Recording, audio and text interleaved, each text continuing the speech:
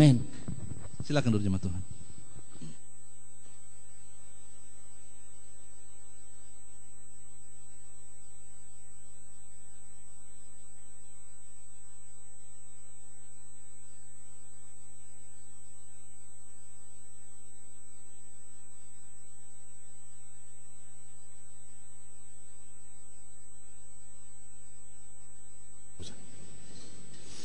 Puji nama Tuhan, mari kita membuka Alkitab kita masing-masing. Kita baca di dalam Matius pasal yang ke-9. Matius pasal yang ke-9 ayat 35 sampai ayat yang ke-38. Jika saudara sudah temukan, mari kita sambut firman Tuhan dan kita akan baca bersama. Matius 9 ayat 35 sampai ayat yang ke-38. Kita baca bergantian, dimulai dari kaum laki-laki. Ya, demikianlah Yesus berkeliling ke semua kota dan desa. Ia mengajar dalam rumah-rumah ibadat dan memberitakan Injil kerajaan surga, serta melenyapkan segala penyakit dan kelemahan. Ya.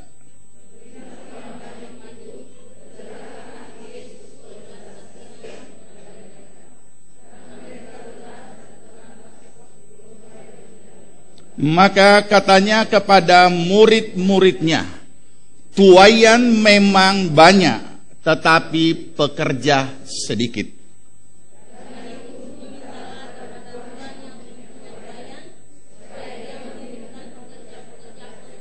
Mari kita baca sama-sama 37. Maka katanya kepada murid-muridnya, tuaian memang banyak, tetapi pekerja sedikit. Amin. Puji Tuhan, silakan duduk. Saudara yang dikasihi Tuhan, sehubungan dengan pengutusan daripada siswa-siswi sekolah pelatihan atau sekolah training misi yang dilakukan oleh Sekolah Pelayanan Palu, maka kita bersama-sama telah membaca akan peristiwa yang telah terjadi di zaman Yesus. Ada satu perikop yang sangat menarik di situ. Belas kasihan Yesus terhadap orang banyak. Itu perikop dari ayat-ayat yang telah kita baca tadi. Saya ulangi, belas kasihan Yesus terhadap orang banyak. Saudara, jika kita berbicara tentang orang banyak, khususnya apa yang menjadi tanggung jawab gereja Tuhan di dalam meresponi apa yang telah Yesus amanatkan kepada gerejanya sebelum naik ke sorga. Beritakanlah Injil, muridkanlah sekalian bangsa, dan ajarkanlah mereka melakukan segala yang telah disampaikan. Nah, saudara yang dikasihi Tuhan, itu sebabnya sebagai gereja Tuhan, kita tidak hanya sekedar, atau gereja ini tidak hanya sekedar mengatur ibadah atau mengurus kebaktian, tetapi tanggung jawab ini kita responi dan ditanamkan di dalam jemaat ini bukan hanya selaku suatu institusi gereja yang mencanangkan gerakan misi maupun pelayanan misi, tetapi ditanamkan sebagai dasar daripada semua pergerakan pelayanan di gereja ini, pribadi lepas pribadi. Itu sebabnya ada 1 tambah 1 kali 1. Setiap orang percaya atau setiap anggota jemaat di gereja ini berkewajiban, bukan wacana, tapi berkewajiban. Setiap tahun minimal dapat 1, bukan setengah, 1.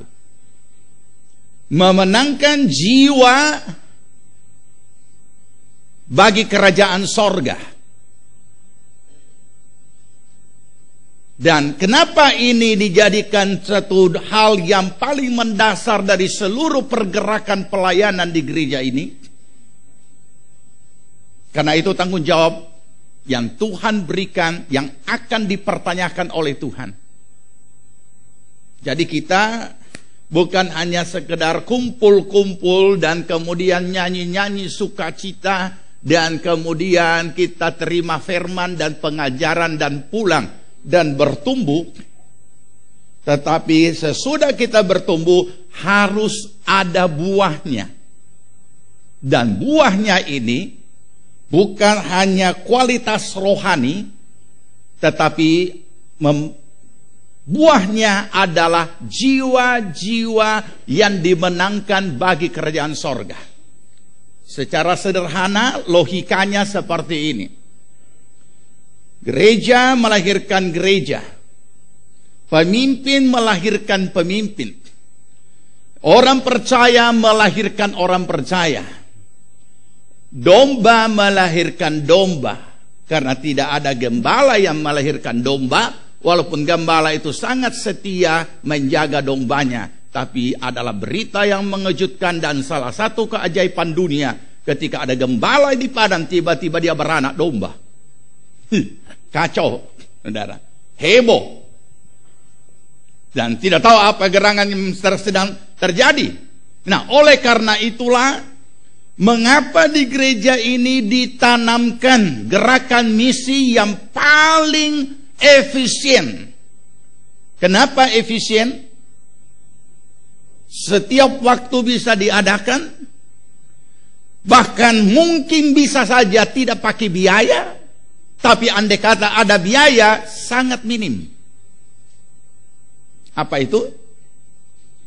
PI pribadi. Mengapa kita dilatih? Setiap pribadi dilatih ber-PI secara pribadi, karena dunia tidak akan pernah dapat diinjili secara menyeluruh dengan segala macam kegiatan-kegiatan PI yang lain tanpa adanya PI pribadi. Itulah salah satu solusi menjawab tuaian banyak, pekerja sedikit. Nanti kita akan balik ke situ. Saya berikan wawasan terlebih dahulu. Cara apapun yang kita pakai untuk memenangkan jiwa-jiwa bagi kerajaan sorga, tidak akan pernah menjangkau orang per orang secara pribadi, jika bukan dengan PI pribadi.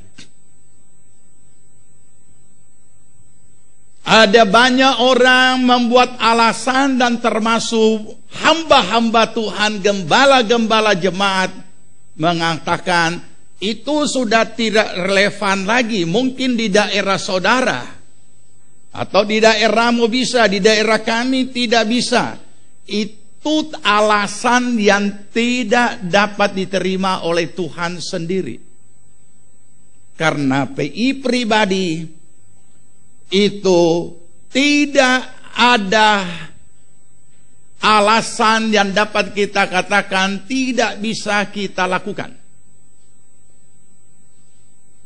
Dan tidak ada andai kata pun ada peraturan yang sangat ketat untuk itu.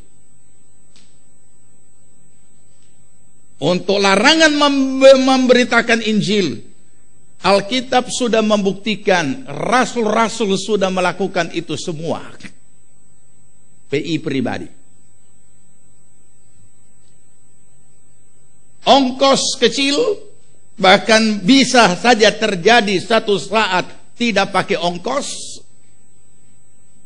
atau biaya, karena ketika kita bertemu dimanapun dengan seseorang, di situ ada percakapan biasa, kemudian merubahnya menjadi percakapan Injil, dan kita sudah memberitakan Injil. Tapi kalau kita membuat satu KKR, biaya sangat besar. Kita butuh orang yang banyak untuk bekerja supaya KKR itu dapat berjalan dengan lancar dan dapat dikerjakan secara keseluruhan dalam satu kegiatan yang besar dan juga hasil yang sedikit. Tetapi melalui apa yang kita lakukan secara pribadi, di situ Roh Kudus bisa bekerja menurut kehendaknya, dan kita bisa menyampaikan dan memberitakan. Dan orang itu hati terbuka, mungkin juga ada yang menolak untuk menerima Kristus sebagai Tuhan dan Juru Selamat. Nah, saudara yang dikasihi Tuhan, mari kita merenungkan apa yang sudah kita baca. Dikatakan Yesus berkeliling. Kembali kepada ayat 23 tadi, kita baca bersama-sama. Demikianlah ayat 35, demikianlah Yesus berkeliling ke semua kota dan desa. Ia mengajar dalam rumah-rumah ibadat dan memberitakan Injil kerajaan sorga, serta melenyapkan segala penyakit dan kelemahan. Perhatikan, kita mulai dari ayat ini.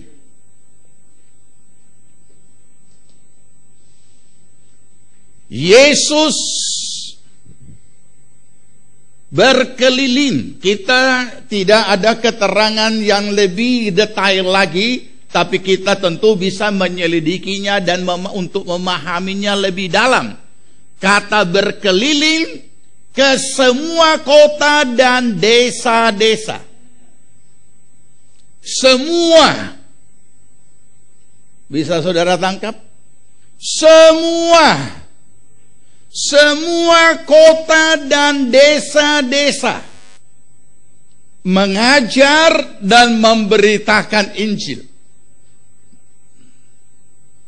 Mengajar itu di dalam gereja, memberitakan Injil itu di luar gereja.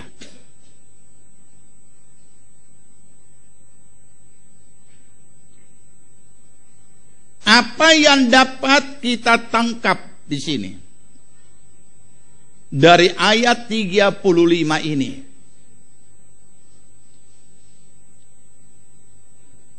Dari ayat ini kita bisa menangkap inilah gerakan misi dan perjalanan misi yang dilakukan oleh Yesus. Karena memang untuk itulah dia datang, menyelamatkan jiwa-jiwa. Pertanyaan, apakah gereja masih melakukan? Saudara tahu, begitu sulitnya untuk dapat memenangkan jiwa di banyak-banyak daerah yang lain. Kata sulit ini ada karena medannya, ada karena kondisi-kondisi tertentu, sekalipun hati mereka begitu merindukan akan Injil. Jadi sebenarnya kesulitan dalam bentuk hal-hal yang biasa saja. Tetapi sayang, ketika ini banyak kasus yang seperti ini di mana-mana. Ketika sudah banyak jiwa-jiwa yang terkumpul dan siap untuk dilayani, gereja tidak punya orang untuk melayani. Ada juga peraturan dari gereja tertentu. Apa mereka sudah mampu bayar iuran ke organisasi? Itu memang ada. Kalau mereka mampu bayar iuran kepada organisasi, kami kirim pendeta atau kami kirim pekerja. Ya, kita tidak bisa menyalahkan mereka karena memang mungkin begitu peraturan organisasi mereka. Jadi mereka terlantar. Nah, apakah yang Yesus lakukan ini masih dilakukan oleh gereja Tuhan pada saat akhir zaman ini? Perhatikan apa yang kita baca tadi. Yesus berkeliling dari semua kota dan desa-desa. Semua kota, semua desa.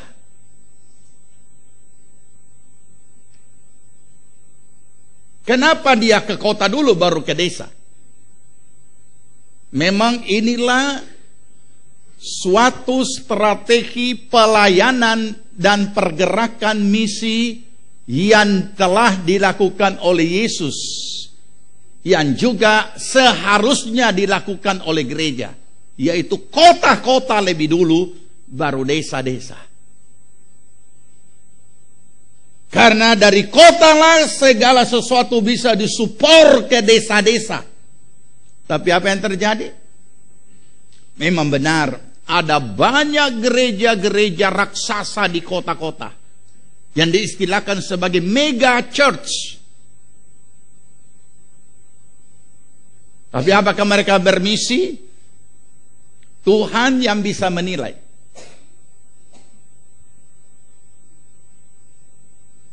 Mega church atau gereja yang raksasa ini, kita tidak mengecam mereka, kita tidak menilai ataupun tidak menghakimi, tapi kita belajar kembali kepada kebenaran firman Tuhan ini. Apa yang mendasari Yesus melakukan ini? Sederhana. Perikop itu kita sudah baca. Belas kasihan Yesus terhadap orang banyak yang ada di depan matanya. Belas kasihan Yesus terhadap orang banyak. Apakah gereja-gereja kota punya hati seperti ini? Ataukah gerakan-gerakan misi yang dilakukan itu bukan berdasarkan belas kasihan, tapi berdasarkan kepujian diri? Apakah memenangkan jiwa ini adalah untuk kerajaan sorga, atau supaya gereja lebih besar karena banyak orang, banyak anggotanya? Maka muncullah bukan gerakan misi, tapi gerakan kompetisi, gerakan persaingan antar gereja. Yang mereka jaga adalah diri sendiri. Jangan sampai ada yang keluar, ada yang pindah. Tapi kalau dari sana pindah kemari, welcome. Ini saat sekarang ini banyak terjadi yang seperti itu. Nah, saudara yang dikasihi Tuhan, kembali kepada apa yang kita baca tadi. Yesus berkeliling ke semua kota. Maka adalah suatu perenungan bagi kita, tantangan bagi kita setiap orang percaya, karena memenangkan jiwa bagi kerajaan sorga bukan pekerjaan seseorang, tapi pekerjaan dan tanggung jawab semua orang percaya.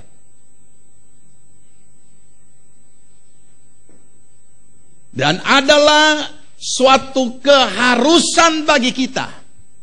Pertama, mengenal daerah sendiri. Di mana kita berada? Ada di Kota Palu. Paling tidak kita tahu ada berapa banyak penduduk kota Palu. Berapa banyak? Berapa banyak? Berapa banyak? 300.000? Berapa banyak? Nah, berapa banyak orang di rumah saudara? Ya tahu, saya tidak tahu berapa banyak orang di rumah. Berapa banyak penduduk kota Palu? Siapa yang tahu? Tidak ada yang tahu. Ya berarti kita belum pernah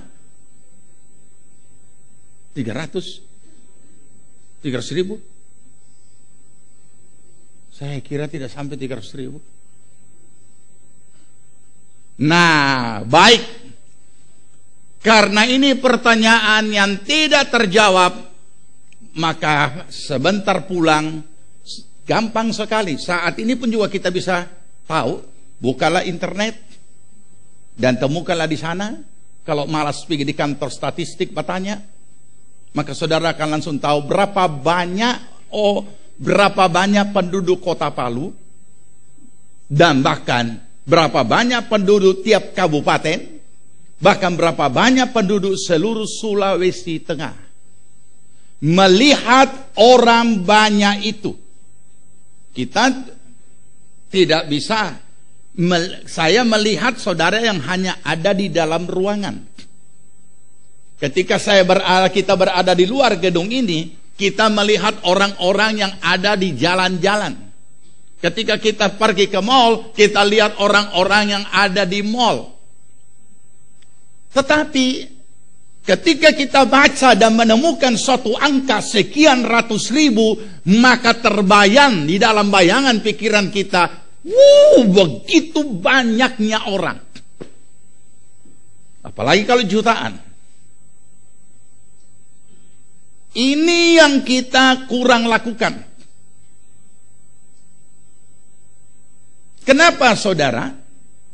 Sebab dari apa yang kita lihat, apa saja yang kita lihat secara real, itu namanya realita. Realitas. Sesuatu kehidupan nyata, sesuatu yang konkret, yang benar-benar nyata di depan mata kita. Barulah ada suatu reaksi, entah itu suatu perasaan, entah itu mula awalnya tentu saja secara alamiah dari unsur jiwani ini, kemudian dari unsur roh kita yaitu iman kita, bagaimana kita meresponinya, bagaimana kita melihatnya. Saya ingatkan saudara dengan apa yang mirip yang kita baca. Itu hampir sama, cuma peristiwa lain. Tuhan Yesus melihat orang banyak itu. Sudah sekian hari mengikuti dia. Dan ketika hari sudah hampir malam, murid-murid berkata kepada Yesus, suruhlah mereka pulang karena hari sudah hampir malam. Yesus berkata, tidak.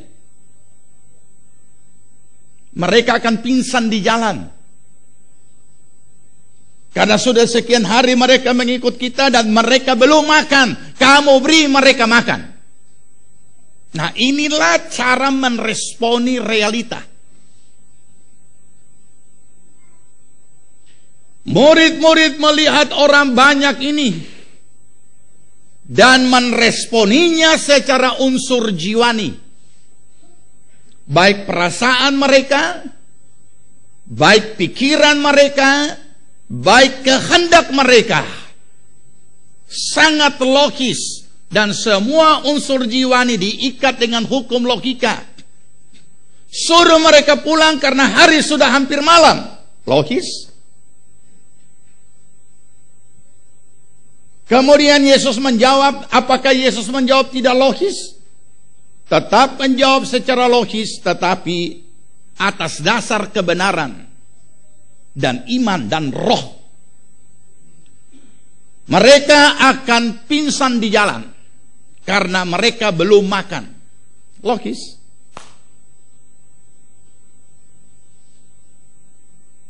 Kamu beri mereka makan. Kenapa saudara? Hati yang berbelas kasihan. Kamu beri mereka makan.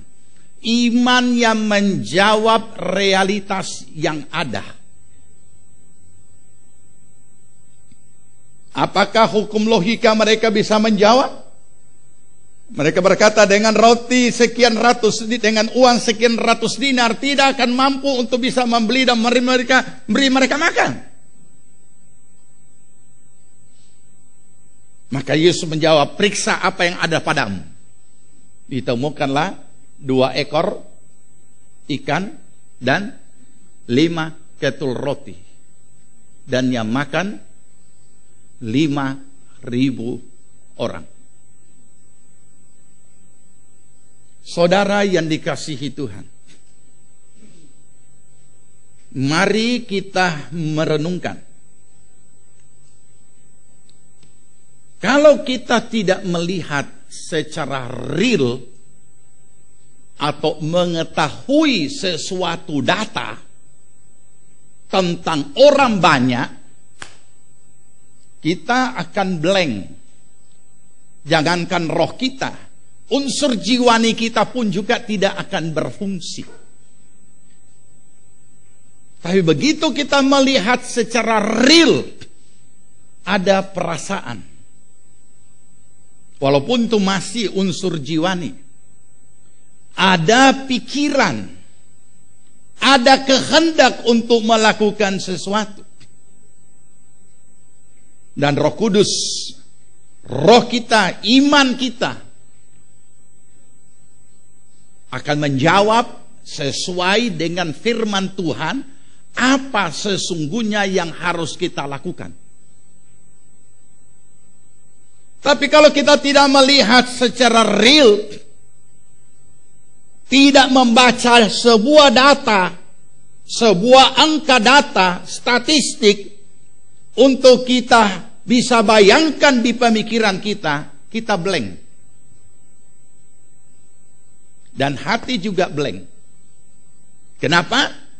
Kita tidak tahu apa-apa, blank berarti kosong dan tidak ada sesuatu. Makanya pulang sebentar, kita cari tahu.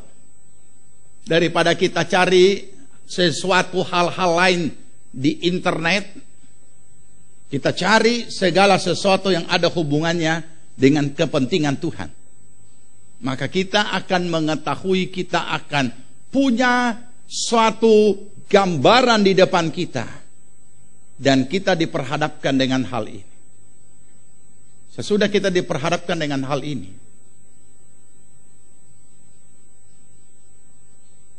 apa respon yang ada pada kita? Tidak usah dulu respon. Bagaimana kita memahaminya? Bagaimana kita memahami realita yang ada tersebut setelah kita melihat?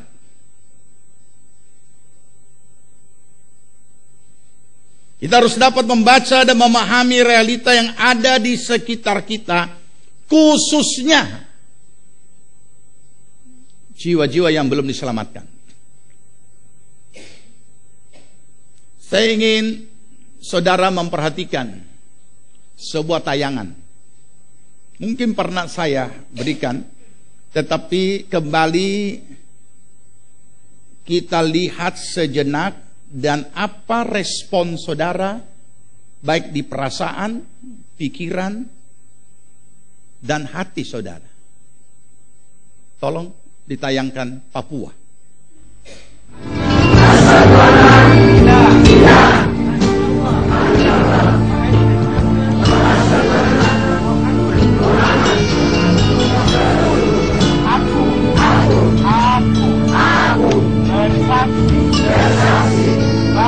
Bahwa tiada Tuhan selain Allah, dan aku bersaksi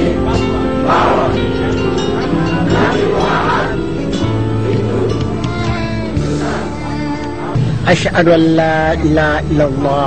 La ilaha illallah. Asyhadu an la Asyhadu an la ilaha illallah. illallah. Ha illallah. Illallah. Ha illallah. Illallah. Ha illallah. Illallah. Bukan ha illallah. Illallah. Ha illallah. Illallah. Wa asyhadu anna Asyhadu anna Muhammad dan Rasulullah. Aku bersaksi bahwa tidak ada Tuhan selain Allah, dan aku bersaksi bahwa Nabi Muhammad itu utusan Allah, dan saya dengan rakyat adat saya mengakui Allah sebagai Tuhan, dan Nabi Muhammad sebagai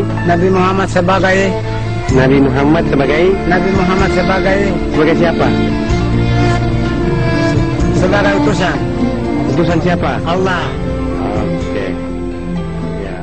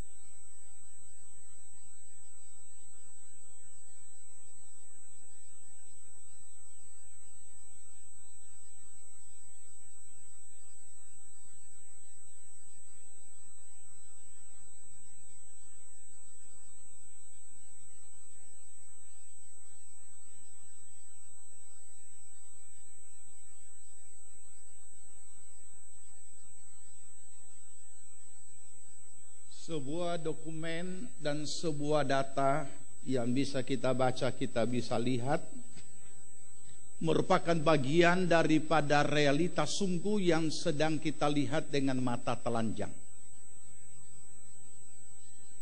Saya tidak bisa berbicara lebih mendetail tentang hal ini karena itu hanya untuk para pemimpin, untuk dapat memotivasi umat Tuhan. Nanti pada retreat khusus bagi pelayan Tuhan, kita akan mendalami hal tersebut.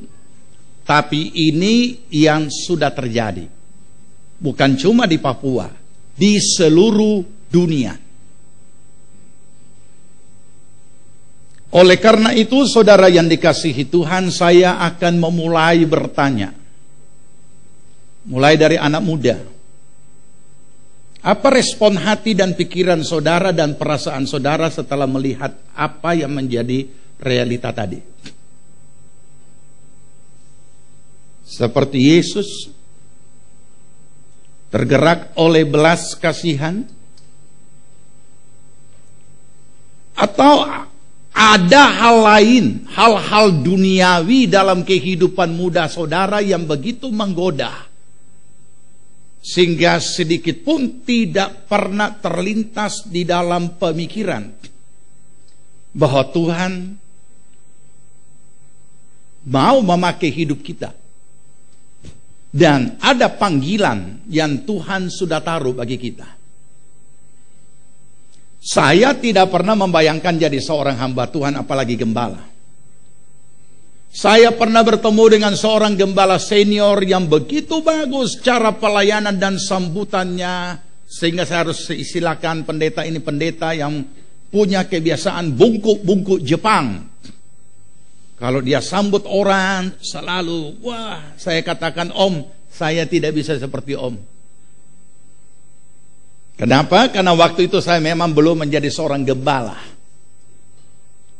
tapi sudah jadi hamba Tuhan.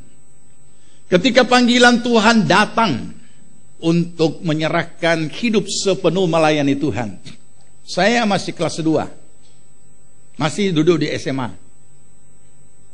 belum selesai. Bukan kelas 2, kelas 1.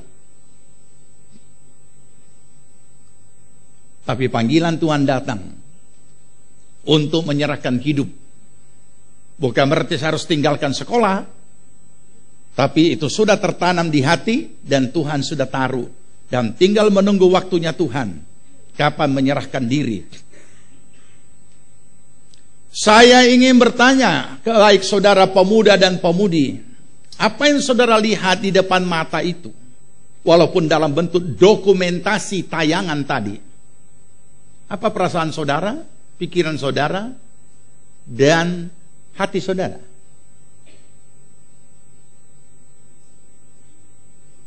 Sebagai seorang bapak dan ibu, bahkan sudah berkeluarga, apa perasaan hati saudara?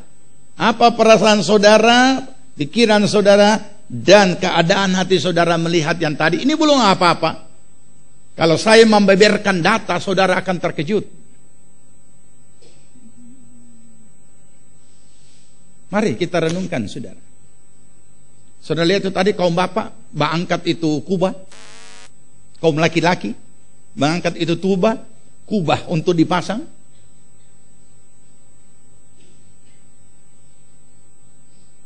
Gerakan misi gereja berjalan seperti kura-kura saat ini. Bahkan sebagian sama sekali tidak melakukan apa-apa. Mungkin orang melihat gerakan misi kita tidak nampak. Kenapa? Karena memang kita fokuskan kepada PI pribadi, karena itu yang paling efisien. Dengan demikian tidak ada satu pribadi pun yang tidak bergerak. Tetapi kalau kita kembali kepada firman Tuhan 2 minggu berturut-turut,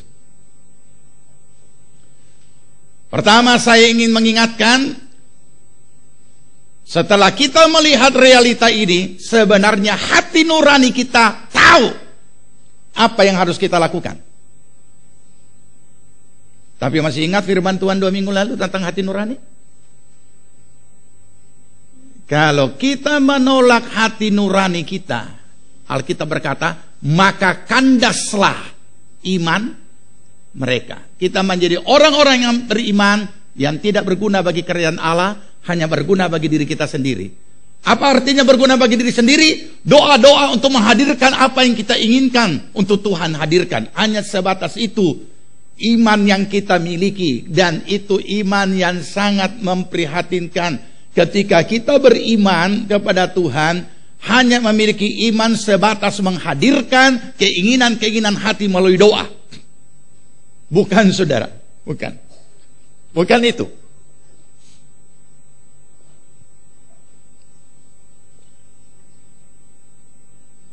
Dan apa yang kita ketahui dari firman Tuhan yang baru kita dengar minggu yang lalu, dari hati, kalau ada di hati, akan ada di pikiran, dan akan ada di tindakan. Pikirkanlah yang terbaik, lakukanlah yang terbaik. Kenapa bisa pikirkan yang terbaik? Karena ada di hati. Masih ingat minggu lalu? Jadi sebenarnya baik secara firman atau secara teologis, kita tahu hati nurani kita tahu, dan sudah ada di dalam hati nurani ini apa sebenarnya ini. Nah, ini tidak boleh kita biarkan. Kita tahu sebagai pemuda, sebagai orang dewasa, baik laki-laki perempuan, baik dia kaum laki-laki atau kaum bapak, kita tahu hati nurani, kita tahu apa sebenarnya ini dan apa yang harus kita lakukan. Tapi kita harus berhati-hati supaya jangan menolak hati nurani. Kita tahu kita harus sungguh-sungguh, kita tahu kita harus melayani, kita tahu kita harus melakukan ini. Tetapi siapa mau angkat itu kubah rame-rame? Terus bagaimana gereja? Baku tunggu siapa lebih dulu. Nggak pergi? Tidak. Oh, kalau gitu ya sudah, kalau nggak pergi kita pergi supaya rame. Nah, mana ikut kerja bakti? Nggak. Kita ada urusan. Aduh, nah, pergi sudah kita pergi. Kalau kamu pergi ya kita pergi rame. Tidak ada lu tidak rame, itu rokok itu. Iklan rokok. Nggak ada lu nggak rame. Nah, bisa saudara. Ya. Nah, inilah yang ada pada Yesus, yang awalnya tidak ada pada murid-murid, tapi mereka harus belajar kepada Yesus. Melihat 36, kita baca sama-sama. 35 tadi sudah. Kita baca.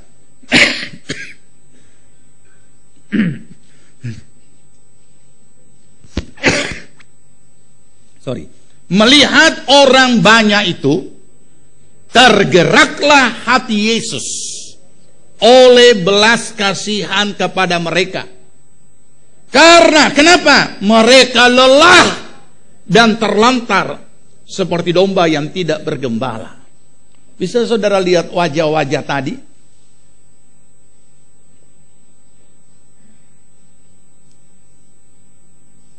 Lelah. Mereka lelah dan mereka terlantar. Orang-orang yang belum memiliki Kristus dalam hidupnya adalah orang-orang yang lelah. Dan saya yakin saudara kita semua sudah alami itu dalam kehidupan kita sebelum ada Kristus. Kita asik dengan hal-hal duniawi yang pada akhirnya kita diperhadapkan dengan suatu peristiwa yang membuat baru kita sadar betapa lelahnya hidup ini. Kita sudah curahkan semuanya kepada dunia, tapi tidak ada tempat perhentian dan ketenangan bagi di dunia ini. Dan terlantar berarti tidak terpelihara. Tetapi setelah kita menjadi orang percaya, kita terima Yesus, Dia ada di hati kita, semua jadi lain. Kita boleh nikmati hidup ini penuh dengan arti dan penuh dengan keindahan di dalam Kristus. Nah, inilah yang dinantikan oleh orang-orang itu. Tergeraklah hati Yesus oleh belas kasihan. Sekali lagi, semuanya dimulai dari hati. Melihat dan memahami realita yang ada.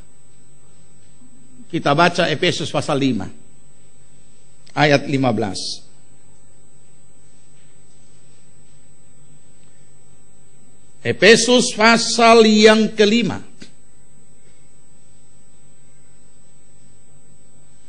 Sudah banyak kali kita baca ini. Ya, karena itu perhatikanlah dengan seksama bagaimana kamu hidup. Janganlah seperti orang bebal, tetapi seperti orang arif, dan pergunakanlah waktu yang ada karena hari-hari ini adalah jahat. Titik. Saudara, kita sudah lihat, perhatikanlah dengan seksama bagaimana kamu hidup. Melihat dengan seksama apa yang ada di sekitar kita, realita yang ada di sekitar kita, supaya kita bisa hidup bijaksana. Ada banyak anak Tuhan tidak terlalu memperhatikan ini.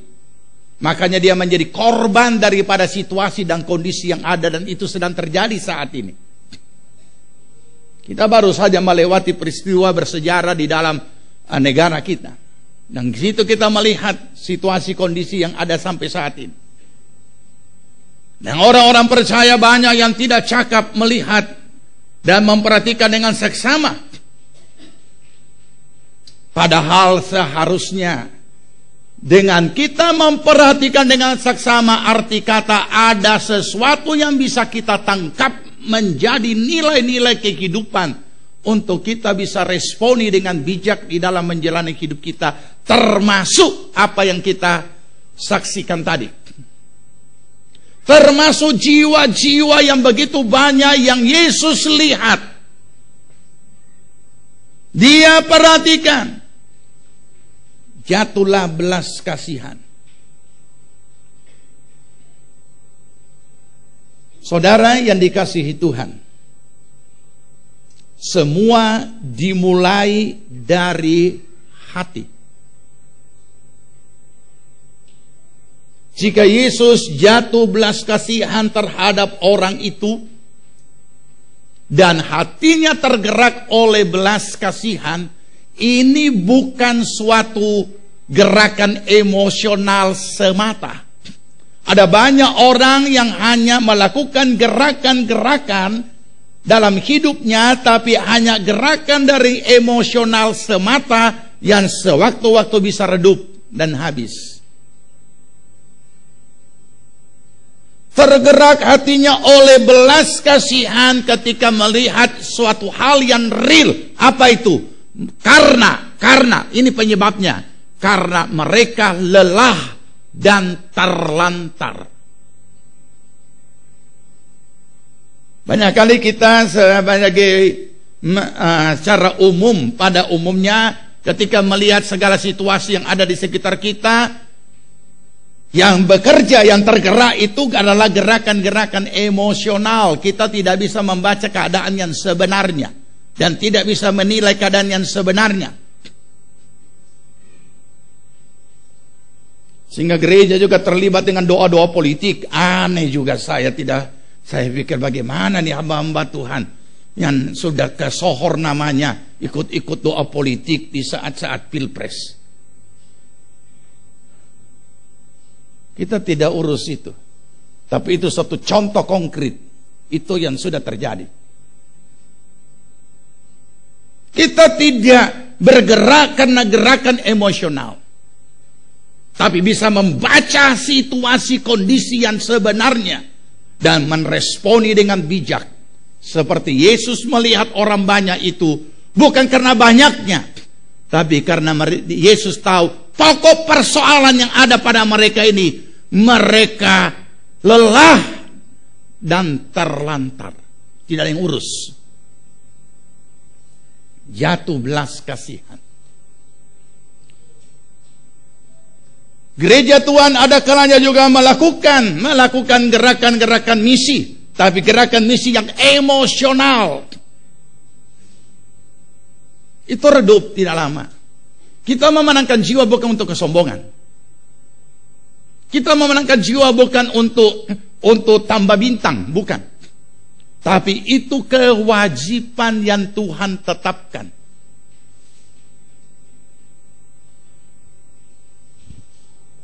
Nah, sekarang kita kembali kepada kebenaran firman Tuhan. Olehnya kembali kepada hal yang sederhana. Tidak usah terlalu jauh. Mulailah mengangkat mata dan memandang kota ini. Mulailah mengangkat mata dan memandang akan setiap kabupaten. Mulailah mengangkat mata dan memandang Sulawesi Tengah.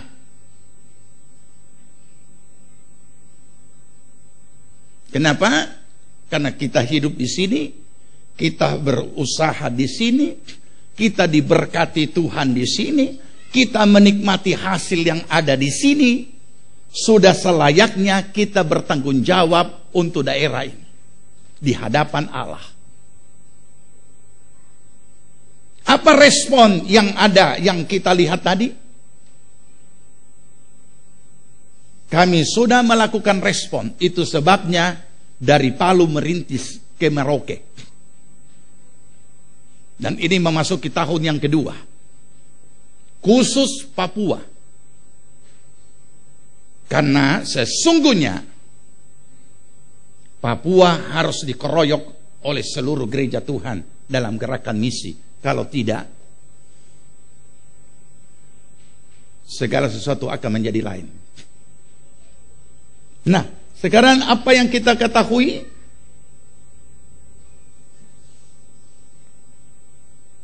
Kalau ada beberapa siswa yang akan kembali ke tempat pelayanan, suku Wana ya. Mungkin juga kita berkata, di mana itu suku Wana? Di mana? Di kabupaten mana? Kabupaten mana? So pernah ke sana? Orang-orang Morowali? Orang-orang Mori so pernah ke sana? Nah, baik. Kita tidak akan pernah tahu.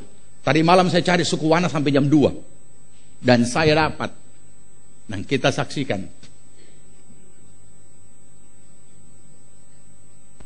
Ya, silakan. Bisa tolong lampu?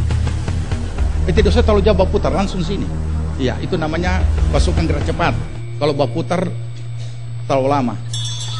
Cagar alam Morowali di Sulawesi Tengah adalah habitat bagi ribuan spesies flora dan fauna.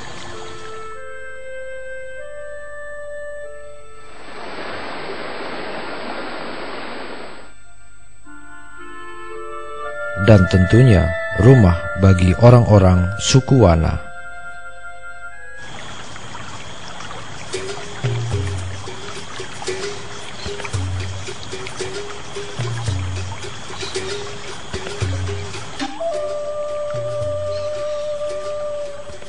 Suku Wana disebut juga sebagai Tauta Wana, yang berarti orang-orang yang tinggal di hutan. Julukan tersebut didapat karena mereka memang hidup di pedalaman hutan dan sangat menggantungkan hidupnya pada hutan. Hutan dan Tawana memang adalah dua hal yang tak dapat dipisahkan. Suku Wana hadir di wilayah ini melalui gelombang migrasi sejak 8.000 tahun yang lalu pada zaman Mesolitikum. Suku Wana termasuk salah satu suku pertama yang mendiami daratan Sulawesi. Ia termasuk dalam rumpun suku Koro Toraja, sub-suku bangsa Pamona, atau yang dulu dikenal sebagai kelompok Toraja Baree. Masyarakat Towana bermukim secara terpencar di hutan-hutan pedalaman dan di lembah-lembah pegunungan. Mereka menyebut pemukiman mereka Lipu. Sebagian mereka masih memiliki kebiasaan membuat rumah yang tinggi.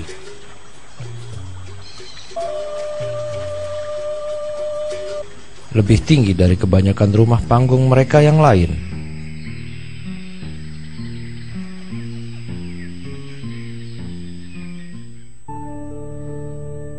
Mereka masih menjalani kehidupan dengan cara yang sangat sederhana. Suku Wana oleh pemerintah setempat digolongkan sebagai komunitas adat terpencil, dan di daerah pemukiman mereka belum ada fasilitas kesehatan dan sekolah. Keluarga orang Wana memiliki anak yang banyak. Para orang tua, terutama ibu, sangat berperan dalam mengasuh dan membesarkan mereka. Di rumah dan di ladang, sang ibu mengajarkan banyak hal tentang kebiasaan-kebiasaan suku mereka, kebudayaan, dan peradaban yang mereka miliki. Namun, biasanya tidak lebih dari cara-cara bertahan hidup. Di keterasingan ini, anak-anak suku Wana bertumbuh dengan mewarisi kebudayaan nenek moyang mereka yang masih minim ilmu pengetahuan. Anak-anak tumbuh dalam kungkungan keperkasaan rimba. Mereka tidak pernah melihat dunia luar. Mereka tidak pernah tahu bahwa kebudayaan yang mereka warisi sudah tertinggal ratusan tahun di belakang sinar matahari yang menyinari bumi mereka.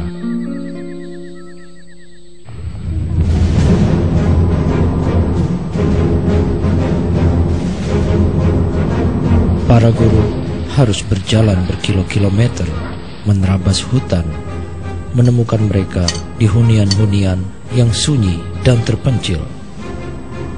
Meski menjelaskan arti kata pendidikan kepada orang Wana bukanlah sesuatu yang mudah.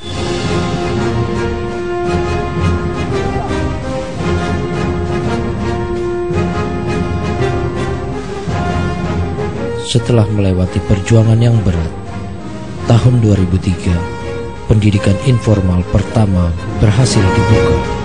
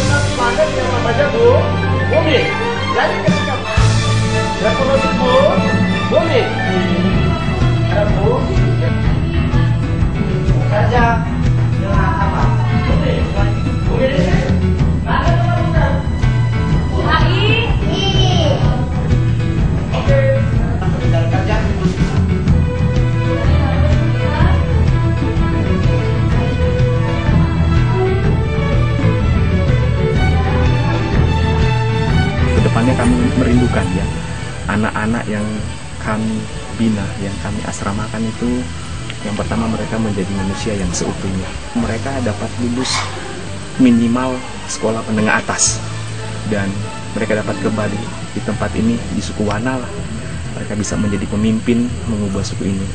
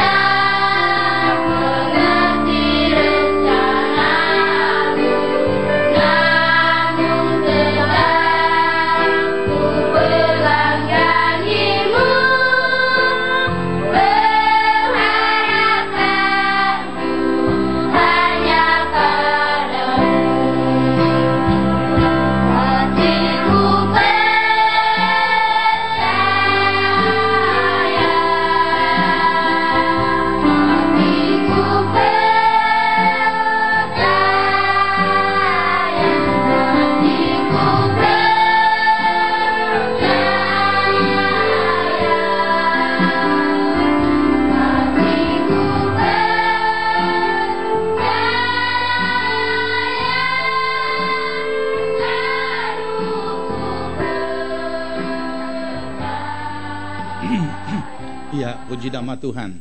Tayangan ini dibuat oleh Pesat. Apa itu Pesat? Pelayanan Desa Terpadu. Mereka sudah masuk dari tahun 2000, sekitar tahun 2003 pendidikan di sana. Dan sebagaimana yang kita tadi lihat di tayangan, pada tahun 2013, yaitu tahun yang lalu, anak-anak yang disekolahkan ini ada yang sudah sampai SMA kelas 2. Ya, kita sangat bersyukur untuk jangkauan-jangkauan yang telah dilakukan oleh gerakan-gerakan misi. Pesat adalah singkatan pelayanan desa terpadu. Apa maksudnya?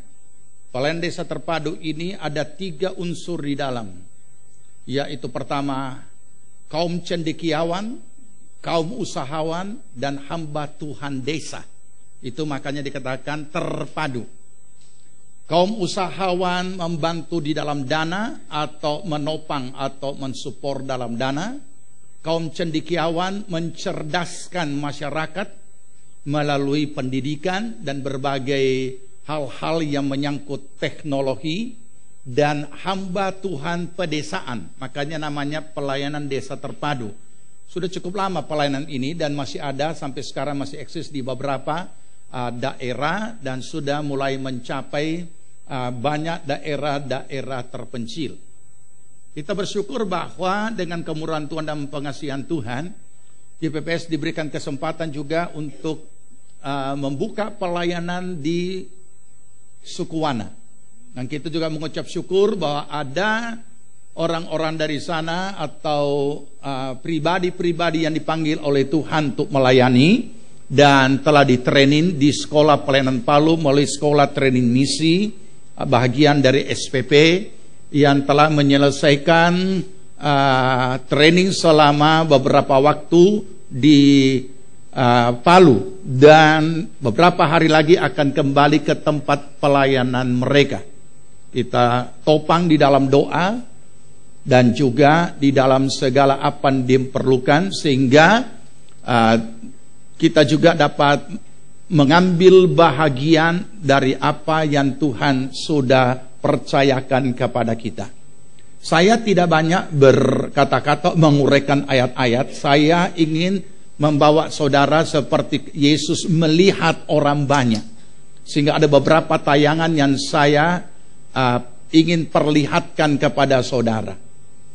Kita bersyukur bahwa Tuhan terus bekerja. Dan jemaat-jemaat Tuhan juga ataupun gereja-gereja lokal GPPS yang ada di Sulawesi Tengah terus dimotivasi untuk mereka juga ada 1+1 kali 1. Tadi kita lihat angka, ada sekitar 5.000 orang suku Wana atau 5.000 jiwa Dengan kita hanya berpikir 10%, maka sudah bisa dapat 500 jiwa, kan sudah luar biasa. Ya, itu sebabnya kita perlu terus berdoa. Dikatakan mintalah kepada yang empunya tuaian.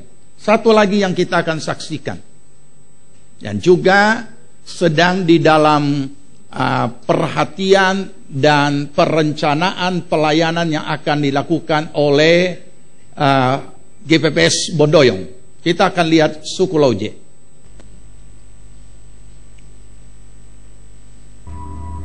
Ya, bagus. Jangan dulu. Memang harus seperti itu. Harus cepat. Jangan kayak tadi, tulisan so tahu-tahu salah tapi dibiarkan. Tekstnya.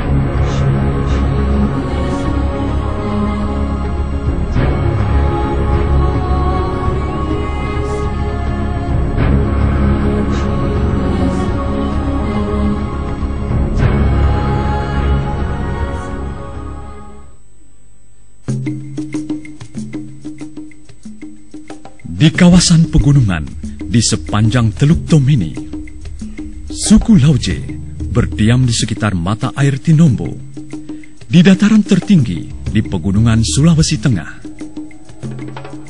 Perkampungan orang Lauje di dataran tinggi disebut Siafu, yang berarti samar-samar, karena puncak-puncak pegunungan ini selalu diliputi awan sepanjang waktu dan sulit terlihat dari kaki gunung. Pada akhirnya, Siafu identik dengan mereka yang masih mendiami puncak-puncak gunung, tak terlihat, terasing, dan terbelakang.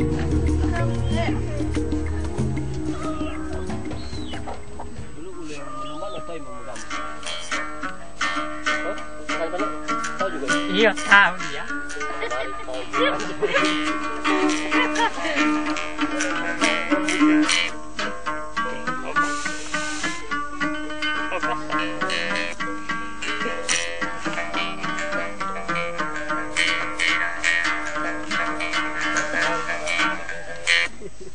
Suling ya.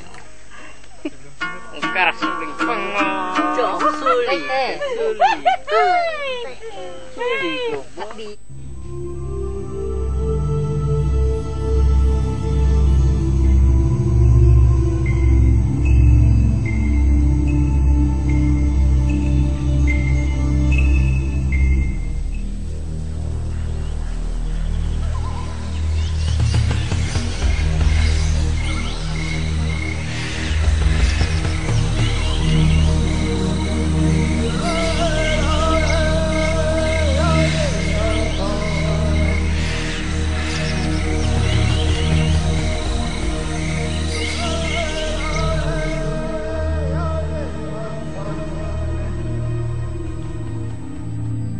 Orang-orang suku Lauje masih menjalani kehidupan suku-suku kuno yang memprihatinkan.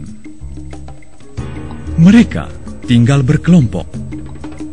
Tiap kelompok terdiri dari 15 hingga 20 keluarga dan dikenali berdasarkan nama tempat tinggalnya.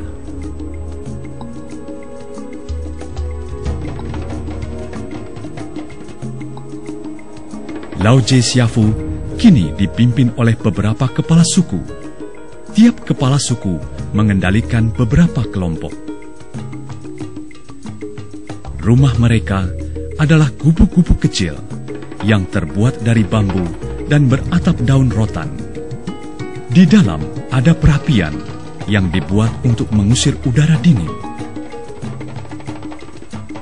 Tiap rumah biasanya dihuni oleh orang tua dan sedikitnya 5 anak-anak beserta hewan peliharaan. Mereka makan talas dan ubi. Sesekali mengkonsumsi daging hewan hasil buruan.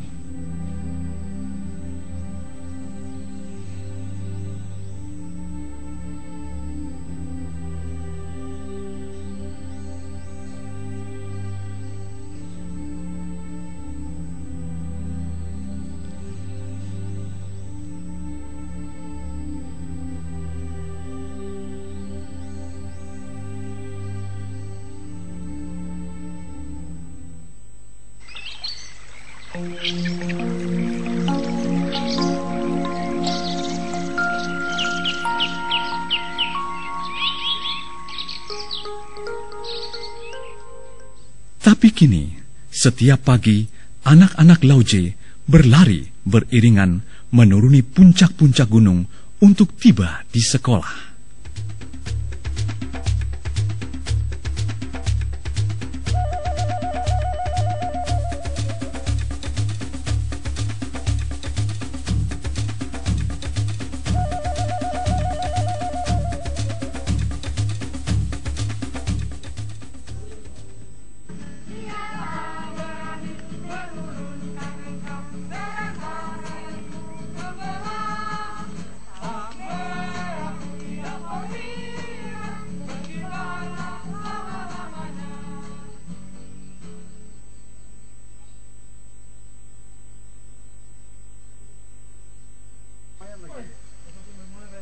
Siap, Brak.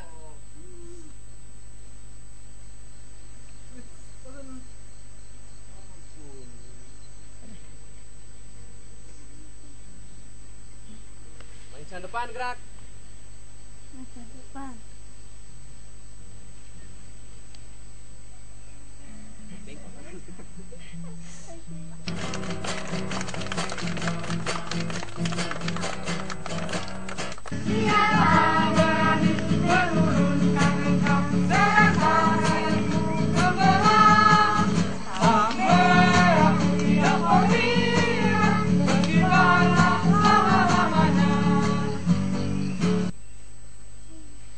Selamat pagi. Pagi. Selamat pagi. Pagi. Apa kabar? Baik. Ya, hari ini kita orang mau belajar sesuai dengan kelas masing-masing. Nanti sebentar masuk di lurus. Jangan bermain supaya cepat masuk. Siap, Brak.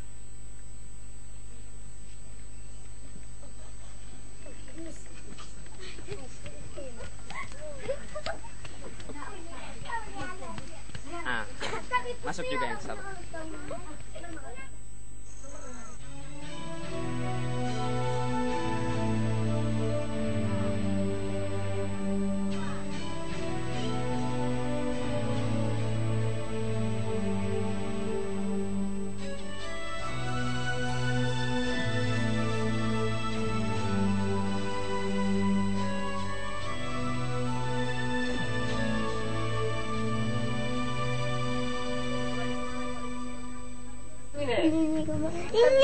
Duduk.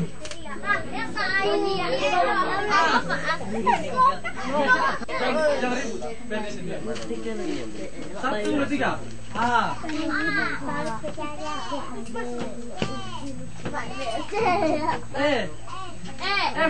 Ayo duduk, duduk.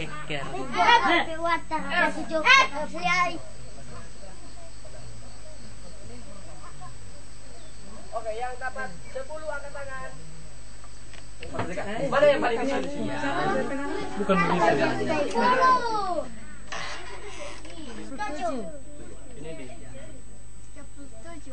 Dari terbesar kecil ke mana yang paling besar? 100. Yang benar angkat tangan. Yang bikin begini angkat tangan.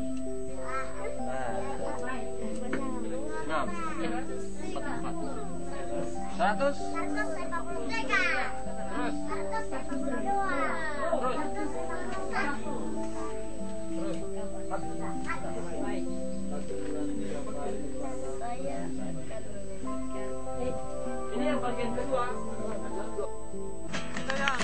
Kita yang diberikannya oleh Tuhan, kita hidup kasihnya, kasih Allah kepada kita.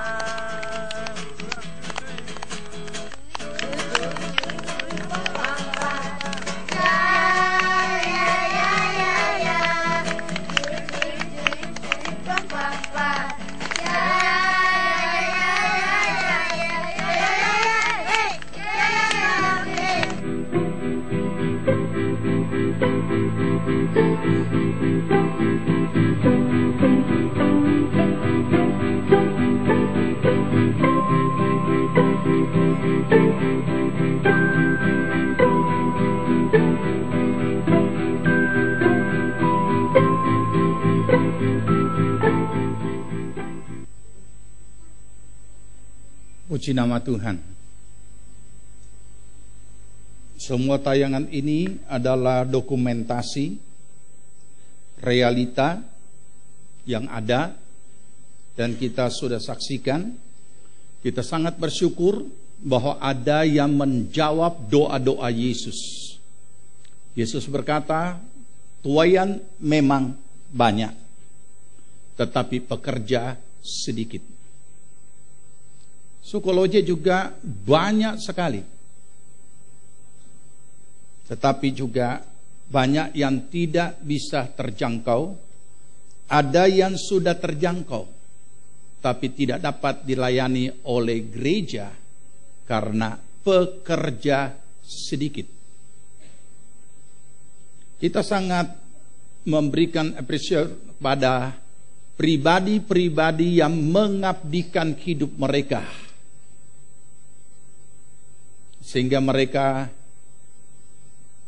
rela berada di antara suku-suku itu dan mereka melayani, yaitu mengajar, membaca, belajar, mengajar mereka mengenal huruf. Baru-baru ini kami sharing dengan beberapa guru, khususnya guru-guru agama Kristen pada waktu makan siang atau tidak salah waktu break pada saat JPKP atau Jambore Pelajar Kristen. Ada satu guru yang sudah menempati tempatnya yang sudah cukup baik, kemudian ditugaskan pindah ke Donggala. Dia merasa sangat berat untuk mau adaptasi lagi di tempat yang baru, sedangkan di daerah Sigi dia sudah senang. Tapi kemudian Tuhan menemplak melalui sebuah peristiwa, ketika justru selama tidak ada guru agama yang mengajar itu seorang seorang taci, seorang yang pengusaha, bukan guru agama, tidak dibayar, justru dia tutup tokonya. Kemudian tak ada jam dia mengajar, dia pergi ke sekolah dan mengajar. Dan ibu guru ini bersaksi, saya merasa berdosa. Saya dibayar, saya sudah jadi pegawai resmi, ditetapkan di tempat itu untuk mengajar, tetapi saya tidak terbeban. Dia rasa malu, dia minta ampun sama Tuhan. Kalau ada seorang yang pengusaha yang bukan guru dan tidak digaji justru rela menutup tokonya dan mengajar di sekolah, mengapa justru saya yang seharusnya sebagai tenaga resmi yang telah ditetapkan, telah di-SK-kan justru tidak terbeban untuk mengajar? Maka dia pun minta ampun sama Tuhan dan dia melakukannya. Inilah pribadi yang tidak menolak hati nurani, sehingga imannya tidak kandas. Saya percaya dengan 3 tayangan yang ada tadi, tanpa saya banyak berkata-kata dan membahas ayat-ayat yang ada, hati nurani kita sudah memberi respon. Tetapi apakah respon hati nurani itu kita hanya simpan di tingkat jiwa kita, yaitu perasaan terharu, perasaan kasihan, atau sama seperti Roma pasal 10, kita akhiri di Roma pasal 10 sebelum berdoa. Roma pasal 10 ayat 14. Roma 10 ayat 14.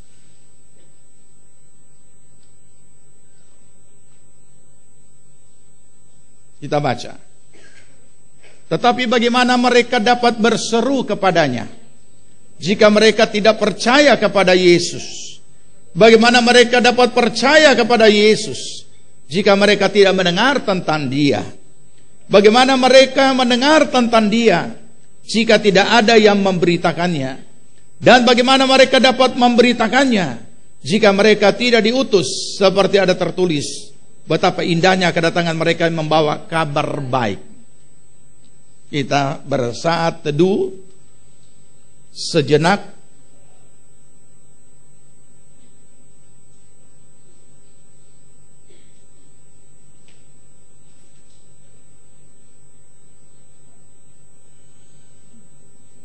Kita berdoa. Kami sudah melihat dengan mata kepala kami sendiri, Tuhan. Walaupun ini tayangan, tapi Engkau sudah membawa kami melihat realita yang ada di sekitar kami. Meteraikan kebenaran firman. Meteraikan semua tayangan yang sudah kami saksikan. Dan kami mohon Tuhan, Roh Kudus sendiri bekerja melalui hati nurani yang telah Engkau taruhkan di dalam diri kami masing-masing, untuk kami boleh meresponi apa yang seharusnya kami responi. Dalam nama Tuhan Yesus. Amin. Saya persilakan siswa-siswi akan menyampaikan atau mempersembahkan pujian. Silakan.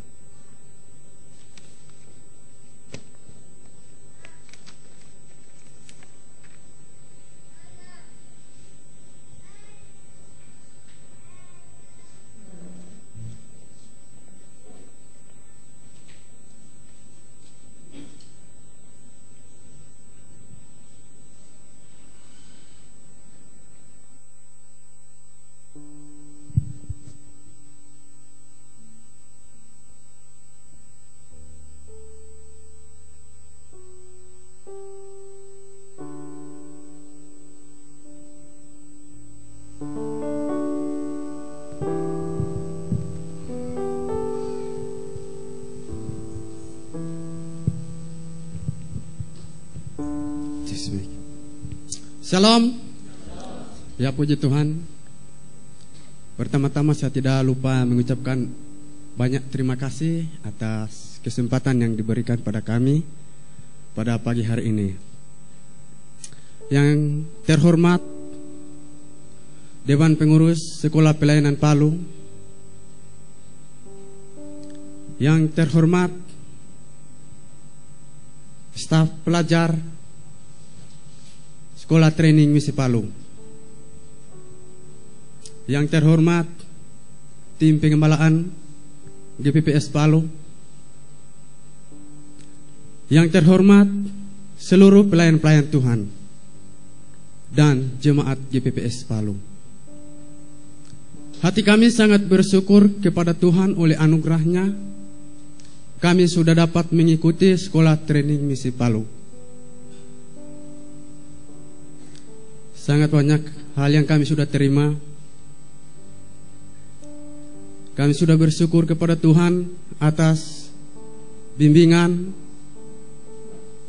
pengetahuan akan firman Tuhan, dan juga pembentukan karakter bagi kami selama kami di Palu. 1 tahun pelajaran kami telah selesai. Dan kami juga bersyukur kepada Tuhan.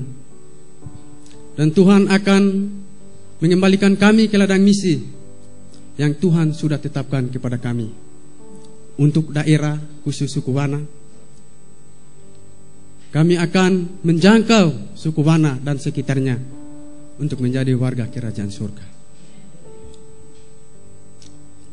Kami juga tidak lupa mengucapkan banyak terima kasih atas dukungan dan doa Bapak Ibu serta saudara-saudara selama kami di Palu, yang sudah memberikan bagi kami baik secara moral, bahkan finansial, bahkan segala sesuatu. Kami tidak dapat membalaskan, tapi kita percaya Tuhan akan memberkati Bapak Ibu berlipat kali ganda.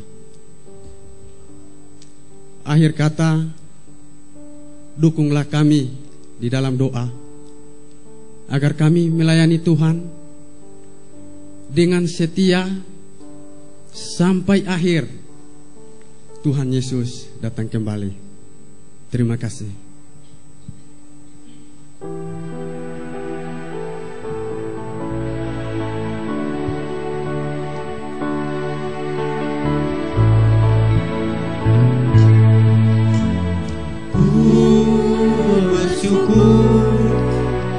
Kau memilihku jadi hamba-Mu, melayani-Mu. Nah, hidupku ku serahkan bagi kemuliaan-Mu.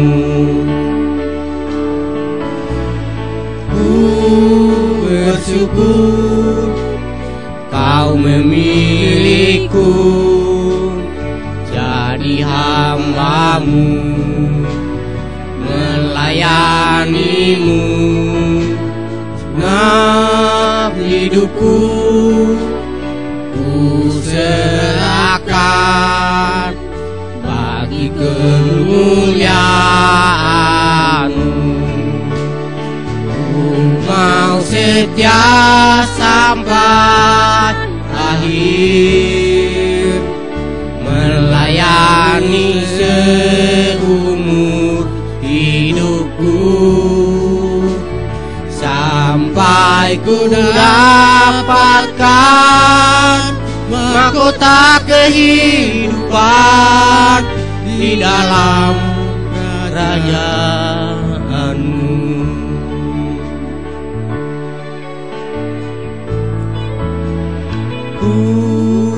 Bersyukur Kau memilihku jadi hamba-Mu, melayani-Mu. Genap hidupku ku serahkan bagi kemuliaan-Mu. Ku mau setia sampai akhir, melayani seumur hidupku, sampai ku dapatkan mahkota kehidupan di dalam kerajaan-Mu. Mau setia sampai akhir, melayani seumur hidupku, sampai ku dapatkan mahkota kehidupan di dalam kerajaan-Mu. Mau setia sampai akhir, melayani seumur hidupku. kami undang tim pengembalaan untuk bersama-sama berdoa. Dapatkan mahkota kehidupan di dalam kerajaanmu.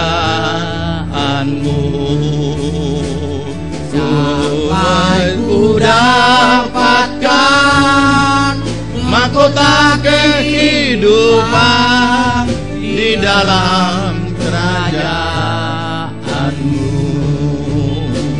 Baik ku dapatkan mahkota kehidupan di dalam kerajaanmu. Mari jemaat angkat tangan ke depan, topang di dalam doa. Saudara-saudara kita yang telah meresponi panggilan Tuhan untuk mereka melayani sampai akhirnya. Bapa di sorga, kami berdiri di hadapan hadirat-Mu untuk meresponi akan panggilan Tuhan bagi hidup kami, bagi diri kami pribadi. Dan saat ini kami semua menopang di dalam doa hamba-hamba-Mu yang telah Engkau panggil untuk menyerahkan segenap kehidupan mereka melayani Engkau di ladang misi yang telah Engkau pertetapkan, dan khususnya di suku Wana Tuhan. Ada banyak ribuan jiwa yang ada di sana. Dan kiranya Tuhan, Engkau sudah menaruhkan kasih-Mu di dalam hati mereka. Kasih Kristus, hati yang jatuh belas kasihan kepada jiwa-jiwa yang lelah dan terlantar tanpa Kristus. Kiranya Tuhan saat ini kami menopang mereka di dalam doa. Engkau kiranya memberikan kekuatan, Engkau kiranya bekerja di dalam kekuatan kuat kuasa-Mu, dan Roh Kudus melengkapi mereka dengan karunia-karunia pelayanan, hingga mereka melayani bukan dengan kekuatan diri sendiri, tapi dengan kuat kuasa Roh Kudus. Terima kasih Tuhan. Hikmat akal budi Engkau turunkan atas mereka. Pertolongan, perlindungan, pembelaan Tuhan daripada segala kuasa si jahat iblis apapun bentuknya, yang mau menggagalkan mereka mencapai panggilan-Mu dan tetap tekun dalam panggilan-Mu. Di dalam nama Tuhan Yesus Kristus, segala pekerjaan kuasa si jahat iblis apapun bentuknya, dalam nama Tuhan Yesus kami ikat, patahkan, hancurkan semuanya oleh kuasa darah Yesus Kristus Tuhan. Terima kasih Bapa di sorga, terpujilah nama-Mu. Biarlah Tuhan pakai akan hamba-hamba-Mu ini, jiwa-jiwa diselamatkan, jiwa-jiwa menerima Injil kerajaan sorga, dan mereka boleh diselamatkan. Terpujilah nama-Mu. Berkati segala apa yang diperlukan dalam pelayanan, buka jalan, campur tangan Tuhan mengadakan segala perkara. Tuhan selalu memberikan penghiburan, Tuhan selalu memberikan keteguhan iman, sehingga apapun yang dihadapi dalam setiap tantangan pelayanan, mereka boleh mengandalkan kuasa Allah. Terima kasih Bapa di sorga, terpujilah nama-Mu. Kami mengutus mereka di dalam nama Tuhan Yesus Kristus.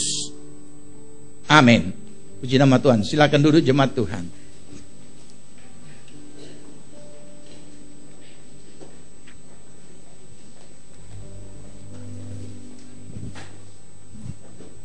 Berikan pada kami, kita nyanyikan pujian tadi, dan kita akan membawa persembahan pada Tuhan sekaligus mengambil bahagian di dalam persembahan untuk pelayanan siswa-siswi sekolah training misi yang akan berangkat beberapa waktu lagi. Berikan pada kami hati yang mengasihi jiwa-jiwa yang belum mengenal kasih Bapa. Mereka yang dalam gelap, mereka yang tersesat, hati kami ibadah seperti hati-Mu Yesus. Berikan pada kami, berikan pada kami hati yang mengasihi jiwa-jiwa yang belum mengenal kasih Bapa. Mereka yang dalam gelap, mereka yang tersesat, hati kami iba seperti hatimu Yesus. Tuhan, ini tugas kami, beri keberanian bagi kami. Taruhlah roh yang rela melayani dan menyenangkan hati Tuhan, itu yang ku ingin. Mari bangkit berdiri, katakan, Tuhan, ini tugas kami, beri keberanian bagi kami. Taruhlah roh yang rela melayani dan menyenangkan hati Tuhan, itu yang ku ingini. Menyenangkan dan menyenangkan hati Tuhan, itu yang ku ingini. Dan menyenangkan hati Tuhan, itu yang ku ingini. Jemaat yang dikasihi Tuhan, terimalah berkat damai sejahtera dari Tuhan Yesus Kristus, kecintaan Allah Bapa dan dalam persekutuan Roh-Nya yang kudus adalah kiranya tinggal menyertai kita sekalian. Dibuatnya kita hidup bijaksana, sehingga berhasillah segala apa yang kita kerjakan sampai berkelimpahan dari sekarang sampai Tuhan Yesus datang kembali. Amin. Kita bersaat teduh sebelum pulang. Selamat pagi.